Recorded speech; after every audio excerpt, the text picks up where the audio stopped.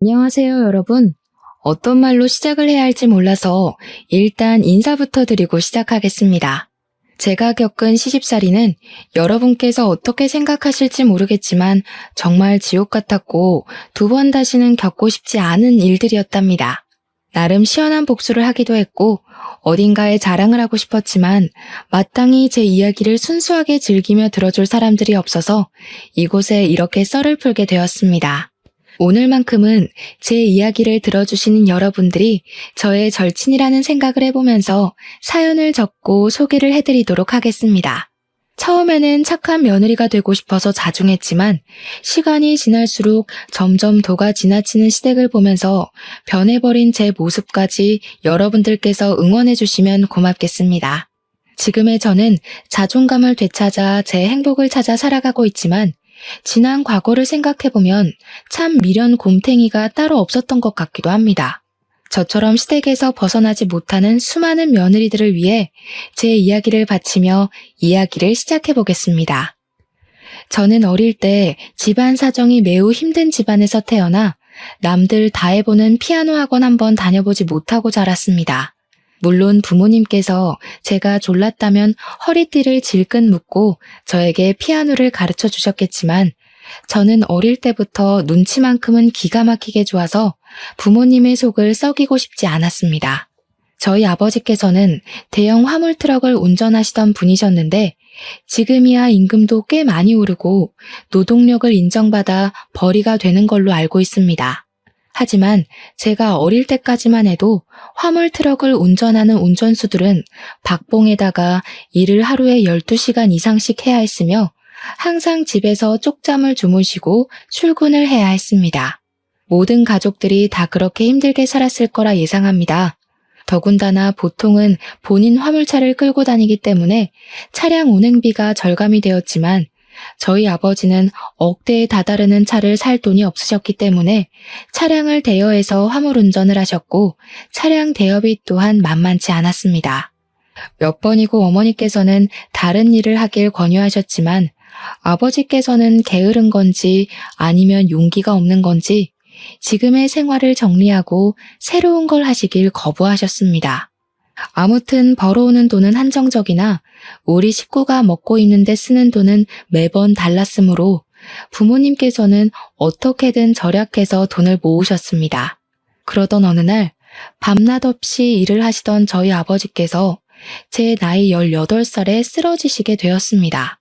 살림이 넉넉해지기 시작한 그 타이밍에 아버지께서 쓰러지신 바람에 집안은 순식간에 풍비박산이 나기 시작했습니다. 어머니께서는 아버지께서 쓰러지신 그 충격으로 우울증에 잠시 빠지셨으나 이내 극복을 하시고 아버지를 간병하시면서 가장자리를 지키며 집안을 돌보셨습니다. 일을 하랴 아버지 간호를 하랴 정말 정신없이 지내셨고 자연스럽게 저는 남동생을 챙기면서 공부보다는 아르바이트를 하며 생활비를 보태는 것에 집중을 더 하게 되었습니다. 아버지께서 의식이 없었기 때문에 들어가는 약값도 어마어마하게 비쌌고 어머니께서 혼자 벌어서 저와 남동생의 공부를 시키기에는 부담이 꽤 컸습니다. 제 동생이 꽤나 공부를 잘하는 학생이었기 때문에 저는 18살 때부터 동생의 뒷바라지를 위해 일을 시작하게 되었는데 패스트푸드점에서 일을 하고 있었습니다.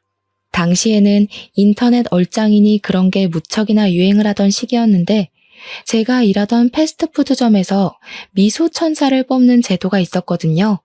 제가 일을 한 이후로 매번 미소천사에 제가 선정이 되었고 패스트푸드점 계산대 옆에 제 사진이 걸리게 되었습니다. 제 입으로 말을 하기 부끄럽긴 하지만 그 당시에 제가 인기가 무척이나 많았고 키도 168cm로 꽤 컸으며 마르고 예쁜 얼굴에 속해 있었습니다. 오죽하면 다른 카페들이나 음식점에서도 저를 아르바이트생으로 쓰고 싶다며 월급을 더 많이 주겠다고 공작이 들어오곤 했었습니다. 저를 좋아하던 학생들이 저를 보기 위해서 제가 아르바이트를 하는 가게에 온다는 게 사장님들 사이에서 소문이 날 정도였으니 어느 정도인지 예상이 가시나요? 제 입으로 말하기가 민망해서 그렇지 아직도 고등학교 때 친구들을 만나면 제 외모 이야기를 할 정도랍니다. 그런데 학생이 패스트푸드점에서 일을 해봐야 벌면 얼마나 벌겠습니까? 그러던 도중에 저에게 아주 솔깃한 제안이 하나 들어왔습니다. 바로 인터넷 쇼핑몰에서 들어온 제의였는데 쇼핑몰 모델 일을 하면 한 달에 월급을 200만 원씩 챙겨주겠다는 제안이었습니다. 패스트푸드점에서 일주일 내내 쉬는 날 없이 학교 끝나고 마감까지 일을 해도 한 달에 70만 원을 벌까 말까 하는데 월에 200만 원이면 정말 큰 돈 아니겠습니까? 솔직히 조금 이상한 곳은 아닐까 의심이 가기도 하고 걱정이 되었는데 진짜 유명한 쇼핑몰이었고 사장님께서 직접 저를 찾아와서 명함을 주셨습니다. 그 사장님 또한 인터넷에 검색을 하면 심심찮게 등장하시는 유명한 분이셨기 때문에 저도 안심을 하고 쇼핑몰 모델 일을 시작했습니다. 만만하게 생각했는데 쇼핑몰 모델 일은 예상보다 훨씬 더 힘든 일이었습니다. 쉬지 않고 포즈를 바꾸는 것은 물론이고 화장이랑 머리도 매번 손을 봐야 했거든요.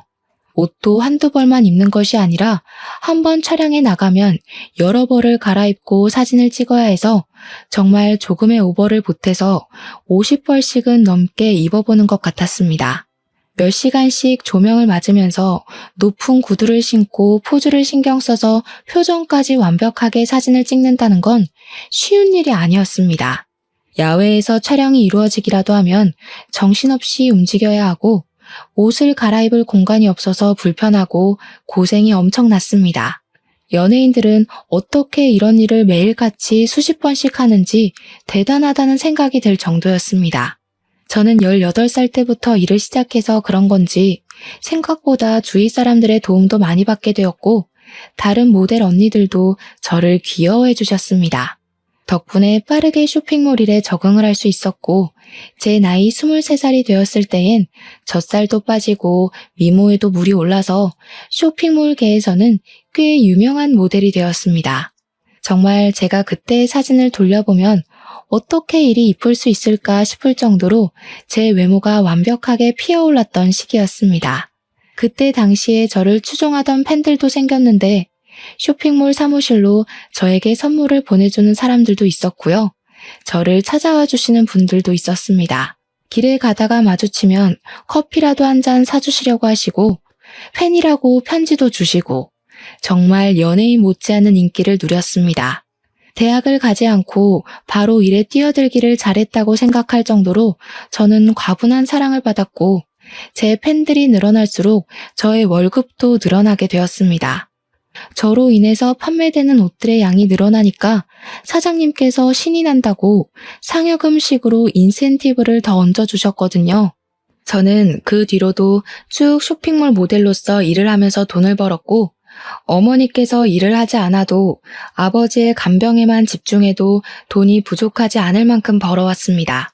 동생의 대학 등록금도 무리 없이 지불할 수 있었고 물론 저 개인적인 사치를 할 수는 없었지만 쇼핑몰 물건을 아주 저렴하게 구매가 가능했기 때문에 아쉽진 않았습니다. 그렇게 몇 년을 더 고생한 결과 26살까지도 열심히 쇼핑몰 모델로서의 유명세를 유지하고 있었는데 중간중간에 얼굴에 주사도 맞고 하면서 미모를 유지하고 있었습니다. 그 당시에 잡지 같은 데에 촬영 제의가 들어오기도 해서 미용실에 가면 있는 여성 잡지들 한편에 제 사진이 실리기도 하는 영광을 맛보았죠. 연예인을 하자고 소속사에서 콘택트가 오기도 했었는데 촬영을 몇 년간 해보니 연예인은 도무지 업으로 삼진 못하겠더라고요. 제가 26살이 된 그때 사장님께서 저에게 한 남자를 소개해 주었는데 그게 바로 제 남편이었습니다. 남편은 저를 예전부터 사진으로만 보다가 실제로 보니까 연예인을 보는 기분이라면서 저를 만나는 게 소원이었다고 띄워주곤 했습니다. 사장님 지인이라 처음에는 어색하게 대하긴 했지만 계속해서 보다 보니 주접을 떠는 모습까지도 부담스럽지 않게 위트 있고 재미가 있더라고요. 원래 같이 있을 때 재미있는 남자가 자꾸 보고 싶은 남자고 궁금해지는 남자 아니겠습니까? 저는 자연스럽게 남편에게 스며들게 되었습니다. 남편은 내노라 하는 4년제 대학을 졸업을 하고 전공을 살려서 대기업에서 일을 하고 있다고 소개를 받았습니다. 저는 보통 그런 사람들은 공부만 진창한 느낌이라 뭐랄까 정말 재미도 없고 분위기 어색하게 만드는 재주가 있을 거라고 예상을 했거든요. 하지만 제 남편은 저를 편안하게 만들어주고 무엇보다 분위기를 띄우는데 상당한 재주가 있었던 사람이라 모든 사람들과 잘 어울리는 외향적인 성격을 가지고 있었습니다. 처음에 사장님께서 공돌이라고 했기 때문에 아예 관심조차 가지지 않으려고 했었는데 반전인 매력이 있었던 것이죠. 외향적인 성격으로 저에게 계속해서 들이대는 남편을 저는 결국 받아주게 되었고 저희는 연애라는 것을 하기 시작했습니다. 그동안은 제가 사는 게 바빠서 연애를 할 생각도 하지 못했었는데 어느 정도 삶의 여유가 생기기 시작하니까 저도 사랑이라는 것을 해보고 싶다는 생각을 가지게 되었습니다. 처음 데이트는 어색함 투성이었지만 두 번째, 세 번째 만남이 지속될수록 우리 남편이 정말 진국인 사람이구나, 너무 사랑스럽다 하는 생각을 하게 되었습니다. 그렇게 2년이라는 시간 동안 연애를 했고 제 나이 28살이 되던 해에 남편에게 프로포즈를 받게 되었습니다. 그 당시에 저는 이미 나이가 꽤 있었기에 쇼핑몰 모델로서 일을 하기엔 어려움이 있어서 후배들을 양성하는 취지로 일을 하고 있었습니다. 촬영장을 따라다니면서 포즈에 대한 조언도 해주고요. 전체적인 스타일을 잡아주는 일도 겸하고 있었습니다. 아주 가끔 가다가 저에게 어울리는 옷이 있을 때만 촬영에 나가고 있었기 때문에 제 인생의 전환점이 필요한 시기라고 느끼고 있었습니다. 저희 어머니께서도 이만 하면 열심히 살았다면서 제가 돈을 벌어서 동생 대학을 졸업시키고 뒷바라지를 쭉 해오고 있었기 때문에 앞으로는 제가 하고 싶은 걸 하면서 살라고 하셨습니다. 그래서 저는 남편의 프로포즈를 받아들여 결혼을 하기로 결심하게 됐고 군대를 다녀오고 대학까지 졸업을 한 남동생이 앞으로 어머니를 잘 챙기길 바라면서 결혼을 했습니다. 그때까지도 저희 아버지는 10년이라는 세월을 누워서 의식도 없이 버텨내고 계신 중이었습니다. 하루하루 말라가고 몸에 욕창이 생기는 아버지를 보면서 가슴 아파하며 지냈지만 결혼은 또 다른 문제였기 때문에 열심히 진행을 했습니다. 아버지 없는 상견례 자리가 조금 마음이 욱신거렸고 버진로드를 아버지의 손을 잡고 건널 수 없음이 슬펐지만 저는 결혼을 하고 신혼생활을 즐기고 있었습니다. 하지만 하늘도 무심하시지 결혼한 지 4개월밖에 되지 않은 시점에 아버지께서 돌연 세상을 떠나시고 말았습니다. 어머니께서는 아버지께서 제가 결혼을 할 때까지 버틴 것 같다고 너무 슬퍼하지 말라 하셨지만 그게 어찌 마음대로 되겠습니까? 평생을 고생만 하다 돌아가신 우리 아버지가 안쓰러워 어쩔 줄 모르고 내내 울었습니다. 우리 남편은 인사 한번 제대로 드리지 못한 아버지의 장례식을 내내 지켜주고 정말 많이 저를 위로해 주었습니다. 회사 일로도 힘들고 벅찼을 텐데 단 1분도 쉬지 않고 제 옆을 지켜주며 제가 외로움을, 슬픔을 느끼지 않게 하려고 노력해주는 남편에게 너무나도 고마웠습니다. 이 고마운 감정을 정말 어떻게 표현을 해야 할지 모를 정도로 말입니다. 저는 더욱 남편을 의지하고 사랑하게 되었습니다. 장례식이 다 끝나고 저는 시부모님께 와주셔서 감사하다고 인사를 드리러 시댁에 방문을 하게 되었는데 그때 예상치 못하게 처음으로 혼이 나게 되었습니다. 그때부터 제가 상상도 하지 못한 시집살이가 시작되었던 것이었습니다. 시모는 저에게 우리 아들이 외벌이로 일을 하느라 힘이 들어 죽겠는데 장례식장까지 지키고 있어야지만 속이 시원했냐고 하시더라고요. 내가 우리 아들 보고 얼마나 가슴이 아팠는지. 부조만 하고 가려고 들렀다가 아들 고생하고 있는 거 보니까 마음이 다 짠하더라. 얼마나 피곤하겠니? 일주일 내내 출근하고. 아휴, 그게 무슨 소리야 엄마. 내가 당연히 장인어른 장례식을 지켜야지. 그럼 누가 지켜? 얘가? 내가 지금 내 며느리한테 잔소리하는데 네가 왜 끼어드니? 가만히 있어. 무슨 모델이랍시고 설치던 것도 마음에 안 들어 죽겠는데 남편한테 힘들지 않냐고 집에 가서 쉬라는 소리도 안 하고 말이야. 손님 맞이까지 시키는 게 말이 되니? 우리 아들이 왜 육개장을 날라야 하는데? 시모가 너무 매섭게 저에게 화를 내면서 이야기를 하니까 저도 너무 당황스러웠습니다. 거기다가 그때는 제가 결혼한 지 4개월밖에 되지 않았던 시점이었을 때라 아무것도 모르고 시모의 말에 놀라서 죄송하다고 사과를 드릴 수밖에 없었습니다. 죄송합니다 하다 보니까 시모 눈에 제가 만만하게 보인 건지 시모가 화만 내면 제가 자동으로 고개를 숙이니 만만한 애구나 싶었던 겁니다. 그 뒤로부터 저에게 아버지가 돌아가신 것을 핑계 삼아서 시부모를 더 잘 모시면서 지내라고 하더라고요. 보통은 아버지가 안 계시니까 친정어머니를 잘 보살펴라 하는 말을 하지 않나요? 저희 시부모님은 본인들을 더 챙기라고 하셨습니다. 저에게 번듯한 대학을 졸업한 남동생이 있지 않냐고, 원래 부모는 남자 쪽이 챙기는 거라면서 저한테는 본인들을 챙기라고 하더라고요. 듣다 못한 남편이 제 편을 들어주면서 잔소리 좀 그만하라고, 장모님도 잘 챙길 거고 효도도 알아서 할 테니까 그만하라고 중재를 해주었습니다. 남편이 나서자 시모는 더욱 뾰족한 말투로 저에게 잔소리를 하셨죠. 본인 아들을 어떻게 휘어잡은 거냐면서요. 그날 집으로 돌아오면서 남편은 저에게 연신 미안하다는 말을 뱉었습니다. 자기가 부족해서 그런 소리를 듣게 했다면서 앞으로는 이런 일이 벌어나지 않도록 잘 막아주겠다고 약속을 꼭꼭 걸더라고요.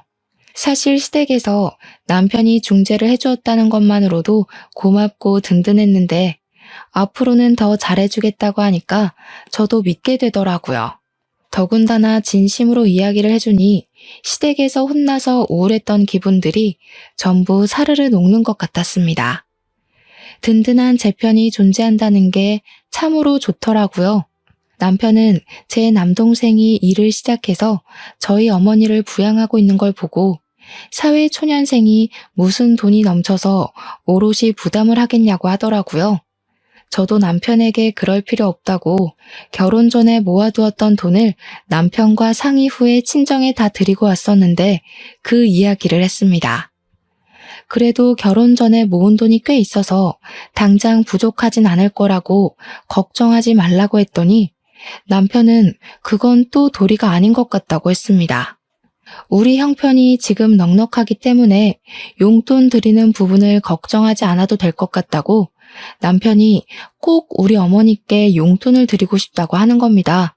그러면서 매달 50만 원씩 드리겠다고. 우리 남편이 대기업에 다니고 있어서 연봉이 꽤 높았거든요. 시댁에도 50만 원, 친정에도 50만 원을 드리겠다고 하니 저야 뭐 고마웠죠. 생활비 받아 쓰는 데엔 문제가 없었으니까요. 그렇게 우리 둘이 잘 정하고 상의까지 끝마쳤는데 이걸 시모가 어떻게 알았는지 저에게 전화가 와서는 소리를 대뜸 지르시더라고요. 너 지금 제정신이니? 우리 아들이 뼈 빠지게 고생해서 벌어온 돈을 왜 친정에 갖다 준다고 그래? 제가 주라고 한 게 아니라요. 그이가 양가에 용돈을 드리자고 한 건데요. 예, 그럼 말렸어야지. 그이가 어머님께도 드린다고 저희 친정에도 보내고 싶다고 한 거예요. 제가 공평하게 주자고 한 게 아니라요. 얘가 내 아들이니까 당연히 나한텐 줄 수 있지. 근데 너네 엄마는 아니잖아? 저는 어이가 없었습니다. 너네 엄마라는 호칭이 가당키나 한 말인가요? 어떻게 사돈어른도 아니고 너네 엄마라고 말을 할 수 있는지. 저희 친정어머니는 시모가 앞에 없어도 항상 안사돈 하면서 호칭을 꼬박꼬박 불러주시는데 그것도 제 앞에서 너네 엄마. 저는 시모에게 남편이랑 이야기를 해보시라고 남편에게 분명 용돈 안 드려도 된다고 했다. 근데 남편이 계속해서 우겨서 주겠다고 한 건 다 했습니다. 뭐 시모가 물어보는 것도 아니고 시작부터 제정신이냐고 대뜸 소리를 지른 마당에 저라고 시모 눈치 보면서 살갑게 이야기를 해야 할 필요를 못 느끼겠더라고요. 게다가 시모가 바락바락 저러니까 우리 어머니께 드리는 용돈을 끊으면 안 되겠구나 하는 생각도 들었습니다. 시모의 속을 뒤집어 놓을 수 있다면 뭐든 할 수 있겠다 싶었거든요. 아무튼 시모에게 한쪽 집에만 용돈을 드리는 건 경우가 없는 것 같다고 남편이 굳이 친정에도 주겠다고 해서 그러라고 한 거라 말을 했습니다. 그러자 시모가 갑자기 하면서 기가 차다는 듯 웃는 게 아니겠습니까? 너 지금 나한테 경우 없다고 말을 하는 거니? 저는 그런 말 한 적 없어요, 어머님. 경우가 없다며 경우가. 그 말이 그 말이지. 애가 고졸이라더니 못 배워서 그런 거니? 할 말 못할 말 구별을 못하네. 솔직히 네가 얼굴 빼고 볼 게 뭐가 있어? 그것도 뭐 죄다 성형수술한 거 아니니? 내가 살아온 연륜이 있어서 딱 보면 척아는데 너 얼굴 죄다 손본 거잖아. 그러면서 제 외모에 대한 공격을 시작하는데 저 정말 맹세코 얼굴에 주사는 몇 번 맞아본 적 있어도 수술은 해본 적이 없었거든요. 굳이 이 얼굴로도 충분히 잘 먹고 잘 사는데 제가 그 큰 돈을 주고 성형을 할 필요를 못 느낀 탓이 컸습니다. 그런데 시모의 성형 공격이 더 어이가 없었던 이유는 시모야말로 어디서 이상하게 성형수술을 받은 탓이 얼굴이 완전히 무너져 내려 있었거든요.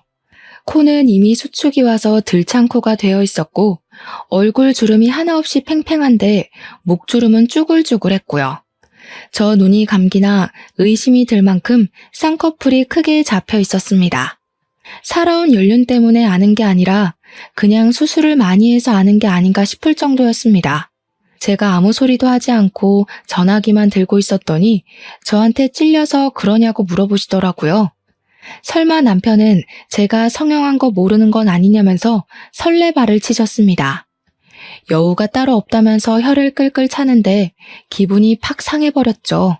어머님, 저 얼굴에 칼 안 댔어요.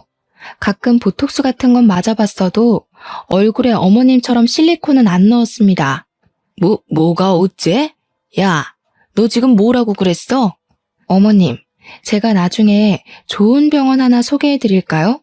그 병원이 제 수술로 진짜 유명한 병원인데 들창코도 고쳐주고 안 감기는 눈도 고쳐준대요. 어머님께서 거기 방문하셔서 재건 수술 받으시는 게 좋을 것 같아요. 그러고 전화를 끊어버렸습니다. 가슴이 벌렁벌렁하는데 속은 엄청나게 시원하더라고요. 그래도 말을 뱉어놓고 찔리긴 했죠. 시모가 어떤 식으로 받아칠지 몰랐으니까요. 남편이 퇴근하고 오자마자 이야기를 전달해주니 깔깔 소리가 나게 웃는 게 아니겠습니까? 와, 그거 우리 엄마 콤플렉스인데. 우리 엄마 코 수술이 잘못돼가지고 들창코가 된 거거든. 무슨 실리콘이 어떻게 됐다나 뭐라나. 그러면서 저에게 너무 신경 쓰지 말라고 자기가 잘 막아주겠다고 이야기를 해주어서 일단 한시름 놓게 되었습니다. 아니나 다를까 며칠 뒤에 시댁에서 주말에 밥을 먹자며 부르시길래 어떤 말을 하실까 싶어 잔뜩 긴장을 하고 시댁에 방문하게 되었습니다. 시모가 저를 보자마자 아주 잘 걸렸다는 얼굴로 내 아들 앞에서도 한번 말해봐라 하시더라고요. 저는 무슨 말인지 모르겠다는 듯이 시모를 쳐다보니까 가증스러운 얼굴 하지 말고 전화에 대고 말했던 것처럼 한번 해보라고 하시대요. 내 얼굴이 뭐가 어쩌고 어째? 왜? 재수씨가 뭐라고 그랬는데? 아, 별말 아니던데? 엄마 코가 들창코잖아. 재수술 잘하는 좋은 병원 소개해준다고 그랬대. 남편이 먼저 선수를 치면서 아주버님에게 이야기를 하자 시모가 헐 대놓고 소리를 내더라고요. 아주버님은 눈치가 없는 건지 일부러 그러는 건지 그거 좋은 생각이네 하면서 식사를 하시는데 일단 악의적인 발언은 아닌지 별 생각 없어 보이는 얼굴로 말을 하더라고요. 시모는 아들 새끼들 키워봐야 하나도 소용이 없다면서 다른 사람도 아니고 며느리가 자기 얼굴을 가지고 놀리는데 어쩜 자기 편을 한 번 안 들어주냐고 통곡을 하셨습니다. 밥상머리에서 갑자기 통곡을 하시니 시부가 나와서는 뭐가 이리 소란스럽냐고 무슨 일이냐고 물어보셨습니다. 그러니 시모가 또 이간질을 하고 싶은 건지 저를 혼내고 싶은 건지 똑같은 소리를 하시더라고요. 며느리가 글쎄 나한테 돼지코라고 재수술을 하라면서 내 얼굴을 가지고 놀리지 뭐야?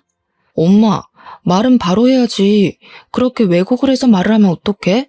코 수술하기 좋은 병원 소개해주겠다고 한 걸 무슨 그런 식으로 비약을 해. 또다시 시끌시끌해질 조짐이 보이자 시부가 남편과 시모의 말을 딱 잘라 차단해버렸습니다. 그러길래 당신이 욕심을 적당히 냈어야지. 며느라가 너도 앞으로는 조심해서 말을 하도록 하는 게 좋겠구나. 저는 알겠다고 공손하게 대답을 했고 시모는 이 집에 자기 편 들어주는 사람이 하나 없다면서 나가 죽어야지라는 마음에도 없는 소리를 하시더라고요. 시모가 계속해서 구시렁거리는데 남편이랑 아주버님은 무슨 다른 세상에 계신 것처럼 무시를 하시더라니까요. 그런데 오히려 그런 태도가 시모를 더욱 건드리는 스위치를 누르는 행동이었던 것입니다. 저를 계속 째려보면서 꼬투리를 잡을 생각만 하고 있는 시모에게 아주버님이 갑자기 그러시더라고요. 자기가 할 말이 있어서 가족들 다 불러 모은 건데 분위기가 이상하다고 하시면서 결혼하려고 한다는 게 아니겠습니까? 아무렇지 않게 폭탄을 던지셨습니다. 시부모님이 놀래서 아주버님께 결혼이라고 했냐고 비혼주의자니 뭐니 하면서 가슴 선득하게 만들더니 진짜 결혼할 거냐고 어떤 아가씨냐고 캐물으셨습니다. 아주버님이 회계사로 일을 하고 계셨었는데 결혼하고 싶은 여자가 같은 회계사 사무실에 다니고 있는 여자라면서 간단하게 설명을 하시더라고요. 시모의 얼굴이 눈에 띄게 밝아지더니 입이 찢어질 것처럼 쫙 늘어나는 겁니다. 아이고, 우리 첫째 아들이 비혼이니 뭐니 결혼 안 하겠다고 해서 내가 얼마나 걱정을 했는데 너무 잘 됐다. 너무 잘 됐어. 거기다가 큰 며느리까지 회계사라고? 대학은 어디 나왔다니? 누구처럼 고졸이 아니라 어찌나 다행인지 모르겠다 정말. 사람이 참 치사하게 이런 걸로 나누면 안 되는 건 알지만 학벌을 무시할 수가 없더라. 기본 교양 차이가 워낙 나니까. 그 말을 하면서 저를 확 째려보시는데 도대체 제가 뭘 그리 잘못했다고 저러시는지 이해가 되지 않았습니다. 오죽하면 저희 남편이 화가 나서 학벌이 뭐가 중요하냐고 여기가 회사도 아니고 그런 거 따지지 말라고 했습니다. 그러니 시모가 학벌이 중요하지 안 중요하냐고 구시렁거리더라고요. 학벌이 왜 회사에서만 중요하니? 솔직히 너 서울대 나온 사람이랑 고졸인 사람이랑 같은 급이라고 생각하니? 월급부터가 차이 나기 시작해서 사람들의 인식 또한 차이가 나는 거란다. 누구는 좋은 대학 나와서 회계사라고 하는데 누구는 에휴 집에서 살림이나 제대로 하는지 몰라. 나도 말이야 이런 식으로 치사하게 차별하고 싶지 않거든. 근데 둘째 며느리랑 나랑 안 맞는 거 보면 딱 그 이유밖에 없는 거지. 학벌. 학벌에서부터 수준 차이가 난다 이 말이야. 나중에 남편에게 들은 이야기인데 시모가 뒤늦게 대학을 나와서 엄청나게 대학 부심이 있다고 하더라고요. 저도 그 말에 지금이라도 공부해서 대학을 갈까 싶은 마음이 들기도 했지만 저는 원래 공부에 그다지 소질이 없었기 때문에 해봐야 안 될 것 같아서 포기를 했습니다. 그렇게 몇 주의 시간이 더 지나고 시모가 신이 나서 주말에 시댁에 오라고 이야기를 하는데 평소에 시모가 저를 그렇게 신나서 부르는 일이 없어서 왜 그런가 했습니다. 무슨 일 있으시냐고 기분이 좋아 보이신다고 넌지시 한마디 건넸더니 제 형님 될 사람이 올 거라고 하더라고요. 아주버님이 진짜로 결혼하시는구나 싶었습니다. 저한테 일찍 와서 장도 보고 음식도 좀 하자고 하시길래 알겠다고 했습니다. 이런 거라도 제깍제깍 해야 점수를 딸 수 있으니까요. 주말에 일찍 가서 시모 따라서 장을 보는데 남편이 심심하다고 장 보는 길을 따라 나섰습니다. 그러니 시모가 불편한 기색을 팍팍 내보이면서 이런 자리까지 남편을 꼭 불러서 대동해야겠냐고 내가 너 잡아먹니? 하면서 핀잔을 주시더라고요. 남편이 태연하게 무거운 거 들어주려고 따라가는 거라고 장 많이 볼 거라며 하면서 쓱 대꾸하니까 시모가 예전에는 그런 짓 안 하더니 변했다고 하시더라고요. 그러면서 속상하다 속상해 하시는데 제가 양파, 고구마, 재료들을 고를 때마다 이건 못생겼다, 이건 여기에 상처가 났다 하면서 트집을 잡으셨습니다. 이거나 저거나 다 똑같이 생겼는데 남편 때문인지 그냥 제가 마음에 들지 않아서인지 계속 트집을 잡으셨어요. 시댁에 와서 음식을 할 때에도 칼질을 똑바로 못한다고 어슷썰기를 해라, 채를 썰어라 계속 혼내기만 하셨고요. 형님이 되실 분이 시간 맞춰서 도착을 하시고 다 같이 이야기를 나누면서 식사를 하기 시작했습니다. 형님이 되실 분은 저를 아주 살뜰하게 챙겨주셨었는데 아무래도 동서지간이니 잘 지내면 좋겠다고 생각을 하셨었나 봐요. 그 모습을 보면서 시모는 역시 대학을 잘 나와서 그런 건지 애가 싹싹하다고 칭찬을 하시더라고요. 좋은 대학 나와서 회계사로 일을 하고 있다고 하더니 남을 배려할 줄도 알고 이게 바로 노블레스 오블리주인 거지. 둘째 너는 이런 말 뜻은 아니? 제가 아무리 대학을 나오지 않았다고 해서 상식도 모르는 바보 멍청이는 아닌데 저를 막 무시하더라고요. 그래서 어머님께 그냥 제가 고졸이지만 바보는 아니라고 대놓고 말을 했습니다. 시모가 그 말에 갑자기 대학 안 나온 게 뭐가 자랑이라고 그렇게 큰 소리로 말하냐면서 부끄러운 것도 모른다고 하시더라고요. 순식간에 분위기가 쎄하게 바뀌고 형님이 그 순간 제 편을 들더라고요. 그건 어줍잖은 대학을 나온 애들이나 그렇지. 명문대 나온 애들은 안 그래. 순간 그 둘의 대화를 듣는데 속이 역하면서 체한 기분이 들었다고나 할까요? 토끼가 확 올라와서 화장실에 뛰어들어가 구역질을 시작했습니다. 그랬더니 시모가 뒤에서 적어보라면서 기본 교양이 없으니 이런 자리에서 구역질을 한다고 혀를 끌끌 차는 겁니다. 그런데 형님이 저를 빤히 보더니 혹시 임신한 거 아니냐고 물어보더라고요. 순간 시댁의 분위기가 180도 변했습니다. 곰곰이 생각을 해보니까 생리를 안 한 지 좀 됐더라고요. 제가 놀래서 벙찌고 있으니 시부가 얼른 간이검사 그거 해보라고 닥달을 하셨습니다. 남편이 문연 약국을 찾아서 임신 테스트기를 사왔고 저는 온 가족이 지켜보고 있는 데서 테스트기를 꺼냈는데 두 줄이 딱 떠 있는 겁니다. 너무나도 선명한 두 줄에 온 가족이 깜짝 놀랐습니다. 남편은 저를 얼싸안고 시부도 당장 병원부터 가보라고 난리에 형님과 아주버님도 축하한다고 해주셨습니다. 결혼한 부부 사이에 당연한 일을 가지고 너네 결혼한 지도 벌써 얼마나 지났냐? 유난 떨지 마라. 어머님 기쁘지 않으세요? 그냥 축하해 주세요. 다들 시모만 멀뚱히 보고 있으니 어쩔 수 없다는 식으로 시모가 저에게 임신한 거 축하한다고 하시더라고요. 다음날 바로 병원에 찾아가니까 임신이 맞다면서 거기다가 쌍둥이를 임신했다고 심장 소리를 들려주시는 게 아니겠습니까? 남편이 같이 병원에 찾아갔는데 심장 소리 듣고 막 울더라고요. 결혼한 지 1년 만에 생긴 아이였으니 너무 신이 났고 양가에서는 어쨌든 임신을 축하해 주셨기에 태교에만 집중하기로 마음을 먹었습니다. 임신 기간 내내 남편의 극진한 대접을 받으면서 바람 불면 날아갈까, 비 오면 젖을까, 금이야 오기야 남편의 품에 감싸 안겨 지냈습니다. 그 사이에 아주버님은 형님과 결혼을 하셨고 시모는 저에게 잔소리를 하고 싶어 하셨지만 시부가 임신한 며느리 건드리지 말라고 눈치를 주셔서 꾹꾹 참으시더라고요. 물론 가끔 한마디씩 던지긴 하셨죠. 하필 가져도 쌍둥이를 가져서 우리 아들 힘들게 하냐. 애는 여자가 봐야 하니까 아들에게 맡기지 말아라 이런 것들이요. 뱃속의 쌍둥이는 일란성이었고 사이좋게 아들 하나 딸 하나였습니다. 저는 배가 많이 부른 탓에 임신 9개월 차에 유도분만을 시도했고 무사히 아들과 딸을 건강하게 출산하게 되었습니다. 그 뒤에 곧이어서 형님네도 임신 소식이 들려오며 겹경사가 집안에 일어나게 되었습니다. 그런데 제가 어릴 때부터 외모가 남달랐다고 하지 않았겠습니까? 우리 아들, 딸들이 정말 예뻐도 이렇게 예쁠 수 있나 싶게 예뻤습니다. 병원에서도 조리원에서도 딱 봤을 때 예쁜 애들 찾으면 저희 아이일 정도였고요. 예쁘다고 소문이 자자한 아이가 바로 저희 아이들이었습니다. 하지만 육아의 강도는 예쁜 것과 전혀 관계가 없더라고요.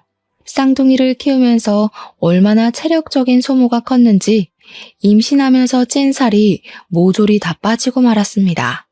시터 이모님을 고용해서 아이들을 돌봤음에도 불구하고 정말 헬류가 하는 게 뭔지 알겠더라고요. 한 명이 울면 다른 한 명도 따라 울고 밥을 주거나 기저귀를 갈아주는 거나 진짜 죽을 만큼 힘든데 저희가 남편 왜 버리지 않겠습니까? 양가의 용돈을 드리면서 시터 이모님 월급까지 드려야 하니 경제적인 부담이 되기 시작했습니다. 남동생이랑 요즘 살림하기 힘들다 이야기를 하다가 남동생이 저에게 그러지 말고 아기들도 예쁘니까 애들 데리고 아이오 쇼핑몰을 해보라고 권유를 했습니다. 제가 원래 쇼핑몰 모델도 했고 그쪽에서 오랜 시간 일했으니 도매 쪽 일도 잘 알고 있었고요. 순간 훅 하는 마음이 들어서 남편을 붙잡고 이야기를 했는데 남편도 나쁘지 않은 것 같다면서 해보고 싶으면 해보라고 저를 응원해 주었습니다. 그래서 저는 남대문에 있는 아동복 상가를 돌아다니면서 옷을 구매했고 이제 돌이 된 아이들에게 입혀다가 사진을 찍었습니다. 쇼핑몰에서 일을 했던 경험이 있어서 그런지 사진도 꽤 잘 찍었고 보정도 조금 할 줄 알았거든요. 그리고 SNS에 사진을 올렸는데 제 팬이었던 사람들이 저를 어떻게 알고 찾아와서는 아기 낳았냐고 아기 옷 정보를 달라고 댓글을 달더라고요. 그래서 이때다 싶은 마음에 제가 이 아기 옷들을 팔아보려고 하는데 어떨 것 같냐고 은근히 팬들에게 물어보았더니 당장에 팔아달라고 사겠다고 손을 막 들더라고요. 바로 사이트를 오픈하기에는 실패의 두려움이 커서 SNS를 통해서 주문을 받은 만큼만 옷을 구매해 사람들에게 배송을 하기 시작했습니다. 처음에는 많이 알려지지도 않고 해서 20-30만 원의 수익만 나던 것이 4개월쯤 지나니까 100만 원이 넘는 돈이 수익으로 남더라고요. 장사가 점점 잘 되기 시작하면서 현금 영수증이나 카드 결제를 요구하는 사람들이 늘어나서 저는 사업자를 냈습니다. 정식으로 사이트를 오픈하고 모델은 저희 아이들로 촬영을 시작했습니다. 장사도 잘 되고 좋았는데 배송 물건 포장하는데 시간이 너무 오래 걸리더라고요. 저랑 남편이랑 둘이서 하니까요. 주문까지는 어떻게 잘 넘어가겠는데 배송이 오래 걸려서 어머니께 부탁을 드리니 친정 어머니께서 아르바이트를 흔쾌히 해주셨습니다. 저는 시급으로 계산해서 어머니 용돈을 챙겨드리고 일도 점점 늘리게 되었습니다. 그러다가 배송 나가야 할 짐이 집에 두기 어려울 정도로 불어나서 사무실까지 오픈을 하게 되었습니다. 그 사이에 형님도 출산을 하셨고 제 사업은 점점 커졌습니다. 형님이 출산을 하셨으니 병원에 시댁 식구들이랑 찾아갔는데 제가 신생아 옷을 잔뜩 사갔거든요. 형님께 선물이라고 저희 사이트에서 판매하고 있는 옷이랑 아기 액세서리 같은 걸 잔뜩 드렸더니 너무 좋아하시더라고요. 그래, 너 무슨 옷 같은 걸 판다면서? 굼벵이도 구르는 재주가 있다더니. 어머님, 굼벵이라뇨. 제가 얼마나 버는 줄 아시고 그런 소리를 하세요? 저 이제 꽤 버는 사장님이에요. 예, 말이 되는 소리를 해라. 고졸이 사업체 운영해봐야 뭘 안다고 그리 잘하겠니? 어디 가서 사기 안 당하게 조심이나 해라. 내가 너한테 바랄 건 그것뿐이다. 제가 물론 사이트를 오픈했지만 SNS 홍보도 하고 협찬이나 광고 같은 것도 잘 들어오거든요. 한 달 전에 광고나 협찬까지 붙으면 진짜 1,000만 원은 우습게 버는 수준이란 말입니다. 동서, 쇼핑몰 진짜로 잘 되던데. 새 상품 올라오는 날에는 대기해서 구매해야 되던데 나도 사려다가 실패했어. 옷 사고 싶은 거 있으면 품절되고 그러더라. 워낙 시조카들이 예쁘니까 더 잘 되는 것 같아. 엄마 닮아서 얼마나 예뻐. 엄마를 닮긴 뭘 닮아? 완전히 우리 아들 닮았지. 고슴도치도 아니고 무슨. 객관적으로 보나 주관적으로 보나 우리 마누라 닮았지. 그랬더니 시모가 자기 편 들어주는 사람이 한 명도 없다면서 완전히 삐져서 집으로 가셨습니다. 형님도 괜히 불편하셨는지 저한테 시모 말 신경 쓰지 말라고 하시길래 그냥 끄덕이고 몸조리 잘하시라고 전한 뒤 집으로 돌아왔습니다. 그 뒤로 몇 개월이라는 시간이 훌쩍 지났고 저는 쇼핑몰 운영을 활발히 하면서 지냈는데 아이들이 모델로 있다 보니까 가끔 길 가다 보면 알아보는 사람들이 나타나곤 했습니다. 시댁 식구들이랑 전부 해서 큰 쇼핑몰에 가서 구경도 하고 밥도 먹고 하고 있는데 어떤 아기 엄마가 저에게 다가오더라고요. 땡땡 쇼핑몰 아기들 맞죠? 어머 사장님, 저 예전에 사장님이 쇼핑몰 모델 하실 때부터 팬이었어요. 사진 한 장 찍으면 안 될까요? 제가 당연히 좋다고 사진도 찍고 막 이야기도 나누고 했는데 그 아기 엄마 이후로도 2명 정도가 저에게 말을 걸었습니다.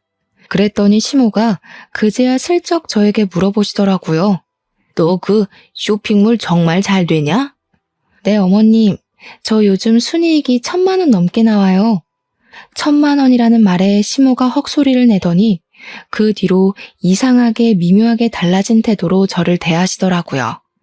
그 쇼핑몰에 간 날 제가 시조카들은 물론이고 아주버님 부부의 시부모님까지 옷이며 밥이며 싹 사드리고 남편 명품 벨트도 턱턱 사줬거든요. 제가 그만큼 돈을 벌어서 가족들에게 쓰니 시모도 뭐라 구박하기가 애매하셨던 거죠. 그날 이후로 몇 주의 시간이 지나가는 동안 저에게 잔소리 한 번을 안 하시더라고요. 제가 이때다 싶어서 시모에게 저랑 같이 커피 한 잔 마시러 가자고 연락을 했더니 시모가 쭈뼛쭈뼛하게 그럴까? 하시면서 따라 나서시는 겁니다. 예전에 봐뒀던 예쁜 카페에 시모를 모시고 갔더니 세상에 이렇게 예쁜 카페는 처음 본다면서 되게 좋아하시더라고요. 커피가 나오고 잠시 침묵이 흘렀는데 시모가 슬쩍 저에게 그러시더라고요. 네가 그리 돈을 많이 버는 줄 몰랐지 뭐냐. 그래서 이런 곳도 자주 오고 그러니? 예전 같으면 아들 돈 쓴다고 잔소리를 했을 텐데 이제는 그런 말도 안 하시더라고요. 어머님, 이런 데 나오시니까 좋죠? 이제 저 그만 미워하시고 저랑 좋은 데 많이 다녀요. 형님도 아기 조금 더 크면 셋이 같이 다니면 좋잖아요. 시모가 그제야 킁킁하시면서 목을 가다듬으시더라고요. 사실 첫 술에 배부른 걸 바라진 않았지만 제 진심이 시모에게 통해지기를 바랬죠. 시모가 그날 저녁에 집에 돌아가서 문자 메시지를 저에게 보내셨더라고요. 너한테 그런 능력이 있는 줄도 모르고 고졸이라 무시했던 거 미안하구나. 원래 아들 가진 엄마 마음이라는 게 다 그런 거다. 우리 아들이 세상에서 제일 잘난 줄 알아서 그런 거야. 사과 문자라고 하기엔 뭔가 썩 사과같이 느껴지진 않았지만 제가 더 얄궂게 구는 건 아니다 싶어서 앞으로 사이좋게 잘 지내고 싶다고 답장을 보냈습니다. 그 뒤로 우리 집이고 시댁이고 용돈 척척 드리고 조카들 잘 챙기니까 시모가 더 이상 저를 구박하는 일은 사라졌습니다. 형님은 아이 키우느라 일을 그만두셨는데 경력 단절에 대한 걱정을 하시길래 나중에 회계사 사무실 재취업 안 되면 저희 사무실 와서 회계 좀 봐달라고 부탁드렸죠. 저도 따로 세무사에게 일을 맡기고 있었으니까 형님이 도와주시면 딱이었거든요. 그래, 집안에 사업하는 사람 있으니까 이건 참 좋네. 시모가 너무 뜬금없는 타이밍에 제 칭찬을 하니 가족들 모두 어리둥절해서 시모를 쳐다보고는 웃었습니다. 시모도 겸연쩍어 하시면서 깔깔 웃으셨고요. 지금은 저희 아이들이 6살이 되어서 유치원에 다니고 있는 중입니다. 아직도 저는 쇼핑몰을 운영하고 있고 고정적인 매출로 안정적으로 운영 중입니다. 형님은 저희 쇼핑몰 세무일을 봐주시고 계시고 가끔은 시모가 제 배송 일을 도와주시기도 한답니다. 사이좋게 온 가족이 잘 지내고 있는 중이라 참으로 기쁩니다. 여러분들 가정에도 평화와 행복이 가득하길 바랍니다. 제 사연 들어주셔서 감사합니다.